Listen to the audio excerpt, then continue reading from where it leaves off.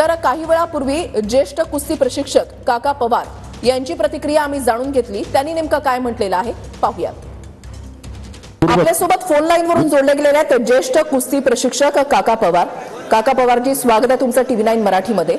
महाराष्ट्र केसरी स्पर्धेमध्ये हा जो काही गोंधळ झालेला आहे त्यावर तुमची पहिली प्रतिक्रिया काय ना, दोन्ही बी आपलीच पहिलं नाही तर महाराष्ट्राचीच पहिलं नाही पण ते एकदम डाक मारली ना, त्याच्यावर काय चितपट देता येत नाही। कुस्ती एवढ्या लवकर रेफरीने द्यायलाच नाही पाहिजे होती कुस्ती।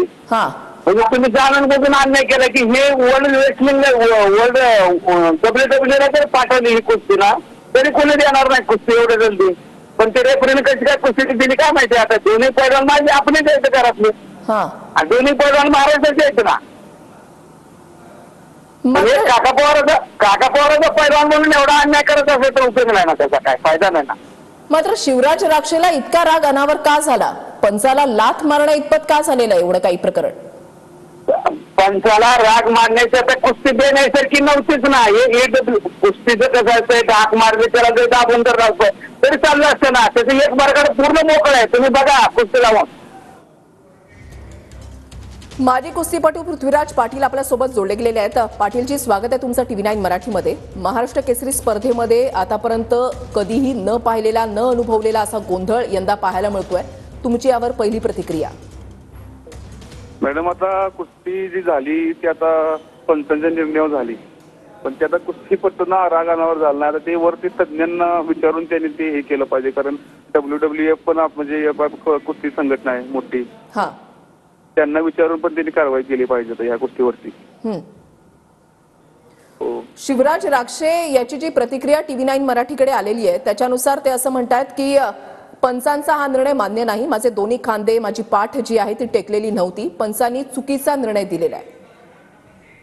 म्हणजे तज्ञांच्या ह्याच्यावर आपण विचारून केलं पाहिजे। आता काय, आता आपण असं म्हणू शकत नाही ना कुस्ती झाली, कुस्ती अन्याय झाला असं।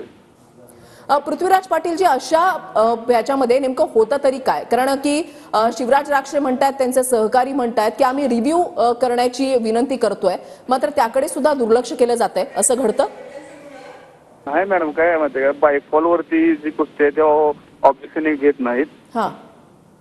बायफॉल जी कुस्ती तेव्हा ऑब्जेक्शन घेत नाहीत, त्यामुळे काही ऑब्जेक्शन घेतलंच नसणार। त्याच्या आधी सगळे मॅटर गोंधळ ऑब्जेक्शन टाकलं मला वाटतं भेटला नसेल ना, तर मी बघतो कुस्ती सगळे मॅटर सगळी पब्लिक पंच वेगळे झाले, फक्त पोलीस गोळी दिसत होते नंतर।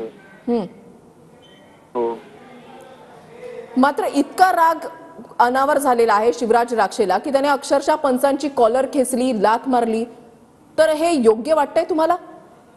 नाही मॅडम, कसं आता या इतक्या स्टेपवर जाऊन तुम्हाला तिने त्यामागचं कसं तुम्हाला माहिती असणार आहे, किंवा तुम्हाला माहिती नसतं तर आम्हाला, आम्ही पैलवान आहे, आम्हाला त्या केसरीचं किती किंमत आहे आम्हाला माहिती आहे। मग आता ती आता त्या स्टेपला जाऊन एवढं असं झाल्यावर तर रागानाव झालं नसतं पैलवान। आता शेवटी पैलवान आहे म्हणल्यावर राग साहजिकच आहे।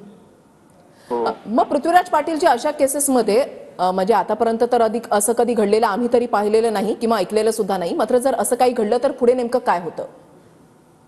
आता काय, तिने पंचांनी निर्णय दिला म्हणल्यावरती आता पृथ्वीराज मोहोळ म्हणजे फायनल मध्ये पोहोचलाय तसं पण, कारण एकदा पंचांनी निर्णय दिल्यावरती काय आपण काय करू शकत नाही, ना न्यूजवाली काय करू शकतात, ना आपण काय करू शकतो। मात्र शिवराज राक्षे म्हणतोय की याची तक्रार जी आहे आयोजकांची तक्रार आपण करणार आहोत, तर पुढची प्रक्रिया ही नेमकी कशी असते?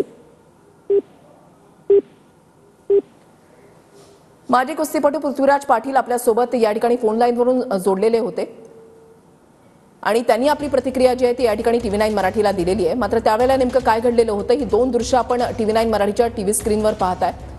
शिवराज राक्षे आणि पृथ्वीराज मोहोळ यांच्यामध्ये जो सामना झाला, या सामन्याच्या नंतर पंचांनी पृथ्वीराज मोहोळ याच्या बाजूने निकाल दिला आणि त्याच्यानंतर शिवराज राक्षेला राग जो आहे तो अनावर झाला। पंचांना काय कळतं अशी पहिली प्रतिक्रिया जी आहे ती शिवराज राक्षेने दिलेली होती। वर्षभराची आमची मेहनत असते, माझे दोन्ही खांदे माझी पाठ जी आहे ती टेकलेली नव्हती, हा चुकीचा निर्णय आहे, यावर आक्षेप शिवराज राक्षे आणि त्याच्या सहकाऱ्यांकडून घेण्यात आला आणि रागाच्या भरामध्ये शिवराज राक्षेनं पंचांची कॉलर खेचली, त्यांना लाथ मारली। ती दृश्य सुद्धा कॅमेरामध्ये या ठिकाणी कैद झाली आहेत। पोलिसांना मध्यस्थी या ठिकाणी करावी लागली, आयोजक सुद्धा मध्ये जे आहे ते पडलेले होते आणि अभूतपूर्व गोंधळ असा जो आहे तो या ठिकाणी पाहायला मिळाला। महाराष्ट्र केसरी स्पर्धेमध्ये आतापर्यंत असा गोंधळ, असा राडा कधीही अनुभवलेला नाही, कधीही पाहिलेला नाही, कधीही ऐकलेला नाही. मात्र हा प्रकार यंदाच्या महाराष्ट्र केसरी स्पर्धेमध्ये घडल्याचं पाहायला मिळालेलं आहे. नेमकं त्यावेळेला काय घडलेलं होतं ती ही दोन दृश्य आपण पाहताय.